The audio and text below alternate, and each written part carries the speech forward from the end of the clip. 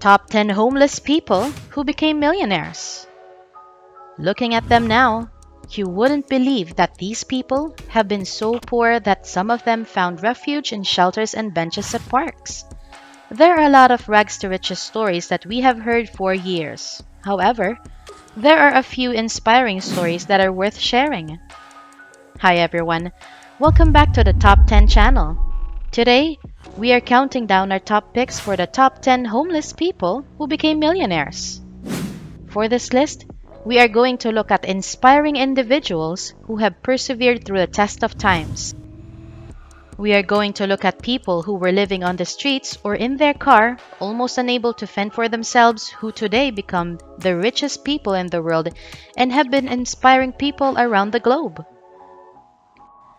But before we proceed on our list, do not forget to hit the red subscribe button and ring the notification bells to get updates of our new uploads every week. Alright, if you are interested to know who these personalities are, just sit back, relax, and check out our list. At number 10, Oprah Winfrey. Known since 2016 as one of America's richest self-made women with a net worth of $2.9 billion, Oprah Winfrey came from a very humble beginning. Born and raised by her grandmother in Mississippi in the 1950s, she was forced to wear clothing made from potato sacks since the budget for clothes isn't a priority in their poverty-stricken household. When Winfrey was 6, she was sent to Milwaukee to live in her mother's boarding house where, for years, Winfrey endured both physical and sexual abuse by her cousins. Fed up by all the abuse, at the age of 14, Winfrey ran away from her mother's home and decided to live with her dad instead in Nashville. It was during that time she felt she had broken free from all the torment she endured. Living with her dad was a great choice, as Winfrey now starts to pave the way to success. Before she hit 20, she was chosen to be a news anchor in Nashville's WLAC-TV. In fact, she was the first black female anchor in the station. At 29, she moved to Chicago to work for a morning talk show that later on was converted to the Oprah Winfrey Show. At number 9, Chuck Feeney. Have you heard of someone who started with nothing, yet ended up with a great fortune, but then decided to give it all away? If you haven't, then it's time for you to meet Chuck Feeney. Feeney, despite being born during the Great Depression in New Jersey, he and his Irish-American parents were able to live a modest lifestyle. He graduated high school in 1949 and later served as one of the radio operators of the U.S. Air Force during the Korean War. In the 1950s, he kick-started his career in selling duty-free liquor at Mediterranean ports and to U.S. naval personnel. Moving forward, he made his billions as a co-founder of Duty Free Shoppers Group, which pioneered the concept of duty-free shopping. Given his riches, Feeney decided not to keep all of it and just give it away. It was a secret he had been keeping for a long time. He keeps giving away his money without letting anybody know his identity until in 1997, when a business dispute gave him no choice but to reveal his identity. It was known that over the course of his life, he was able to give away more than $8 billion, which funded universities, hospitals, and other groups that Feeney deemed worth all the help. Now, at 85 years old, he is left with about $2 million to live out the rest of his life. Although the amount of money he gave away and with the amount he is left with is incomparable, Feeney still feels good about it and he doesn't consider himself broke by any standard. At number 8, Mohamed AlAhmed. Today, Mohamed AlAhmed is known to be one of the leading manufacturers of scaffolding and cement mixers, but the road to his success is a story like no other. Mohamed was born in 1948. His father was the leader of the Bedouin tribe in the Syrian desert. His mother was a rape victim of his father who died giving birth to Mohamed. When Mohamed was born, his father refused to take care of him, leaving him in the care of his grandmother. She banned him from attending school in Raqqa the city that is now the capital of ISIS, believing he was destined to become a shepherd. Despite her grandmother's disapproval, Maud attended school, excelled in exams, and had made his way to attend to a university in France even if he doesn't know French. While living off one meal a day, he earned himself a doctorate degree in computer science and worked for some French companies. Over the years, he was able to save up his money and eventually bought a failing scaffolding company, transformed it into the leading makers of scaffolding and cement mixers, Altrad Group. These days, Maud Altrad has a net worth of $1 billion. At number 7, Do Won and Jin Suk Chang. In 1981, amid a chaotic time in South Korea, husband and wife Do Won Chang and Jin Suk Chang moved to California. When the couple got to California, in order to survive and in an attempt to save money, Do Won juggled 3 jobs. He worked at a gas station, he washed dishes in a coffee shop for $3 an hour, and started up a small office cleaning business. Jin Suk, on the other hand, to help her husband, worked as a hairdresser. After 3 years of hard work, the couple was able to save up to $11,000. In 1994, in downtown Los Angeles, the couple opened a small apparel store named Fashion 21. In its first year, the shop was a hit and earned $700,000. This led the couple to open new stores every 6 months and have changed the store's name to Forever 21. Now an international empire, Forever 21 has about 790 stores across the globe. The combined net worth of the couple is $3 billion. At number 6, Larry Ellison. Larry Ellison was born in 1955 in Bronx, New York, to a single mother. Growing up, Ellison had a tough childhood.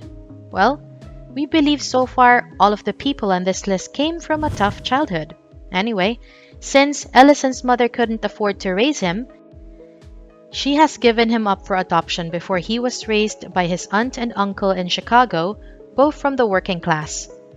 At 12 years old, he found out that he was adopted and repeatedly told by his adoptive father that he was good for nothing. After his adoptive mother dies, Ellison dropped out of the University of Illinois. He then tried to continue his studies and enrolled at the University of Chicago, but decided to drop out again and decided to move to California, where he worked doing odd jobs for 8 years. Having developed an interest in computer science, he became a self-taught computer programmer and founded his own company, Software Development Labs, with his business partner Robert Miner in 1977. By 1986, Ellison's idea of a lifetime, the Oracle Relational Database, had gone public, and one of its first customers was the CIA. Their product later became the most popular database ever sold and catapulted Ellison to billionaire status. His current net worth is an eye-watering $48.7 billion. At number 5, Howard Schultz. You might not find this name familiar, but you have been enjoying his coffee brand for so many years now. Yes, we are talking about Howard Schultz, the Starbucks CEO. With all his riches today, nobody would have imagined that he grew up with a very ordinary upbringing. Born in the 1950s and grew up in New York housing project, he was the first from his family to graduate from college. Schultz got a college education through an athletic scholarship. After graduation, he went to work for Xerox and was quickly promoted to a full-scale representative. In 1982, he joined Starbucks as the director of marketing, which had only 60 shops at that time. 5 years later, he left the company and opened his own coffee shop called Tu Giornale. Since his company was doing very well, the original Starbucks management sold the company to Schultz for $3.8 million.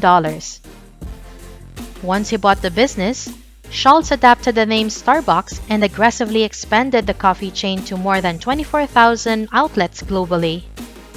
To date, Schultz's net worth is now a whopping $3 billion.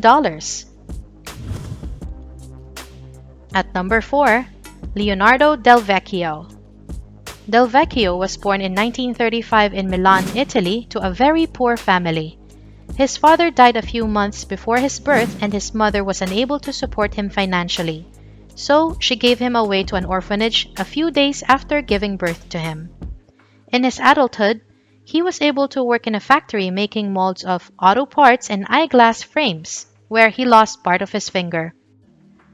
With all the hardships, Vecchio remained undeterred. At the age of 23, he opened his own modeling shop, which eventually expanded to become the world's largest maker of prescription eyewear and sunglasses. Oakley and Ray-Ban are two of the most famous brands that Vecchio produces. With a net worth of $18.7 billion, according to Forbes, he is the second richest man in Italy. At number 3, Roman Abramovic. Chelsea Football Club owner and multi-billionaire business tycoon Roman Abramovic had a tough start in life. At 2 years old, he was orphaned and his uncle raised him in the subarctic region of northern Russia. In 1987, while being a student at the Moscow Auto Transport Institute, he started a small company producing plastic toys, which eventually helped him found an oil business and make a name for himself within the industry. Later, he became the sole leader of the Sibneft company. He then sought the help of business oligarch Boris Berezovsky to complete a merger that made Sibneft the fourth biggest oil company in the world. In 2005, Sibneft was sold to state-run gas titan Gazprom for $13 billion. In 2003, Abramovic acquired Chelsea Football Club and now has a net worth of $8.5 billion. At number 2, George Soros. March 1944, George Soros was only 13 years old when Nazi Germany occupied Hungary.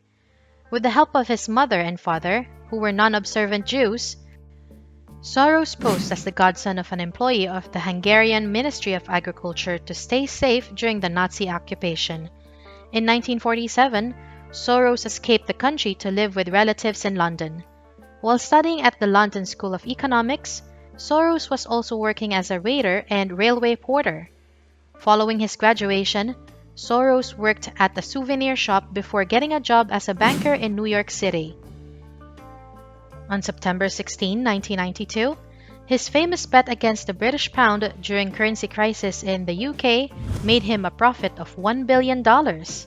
His bet ultimately cost the country $4.1 billion.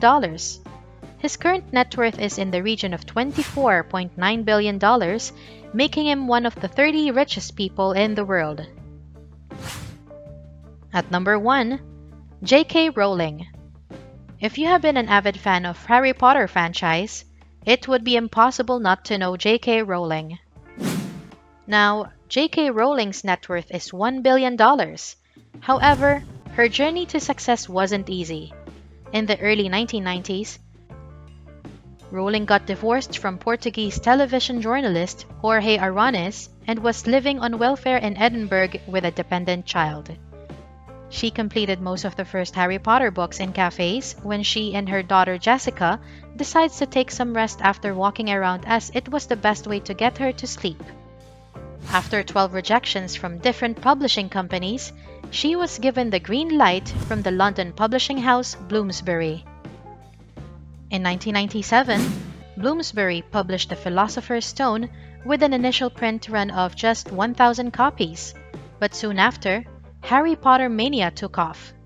The franchise is now collectively worth an estimated $25 billion, including book sales, movies, and toys. So, do you agree on our list? Have we missed someone? Do you know a few people who should have made it in our list? Would you like to get another version of this video featuring your favorite movie stars who have equally inspiring rags to riches stories? Let us know by leaving your comments below. Alright, that is it for our list today. If you like our video today, please hit like and share this with your friends. Do not also forget to subscribe and hit the notification bell to get updates of newly uploaded informative videos from our channel. What top 10s would you like to see next? Let us know by leaving your comments below. Thank you for watching. See you next time!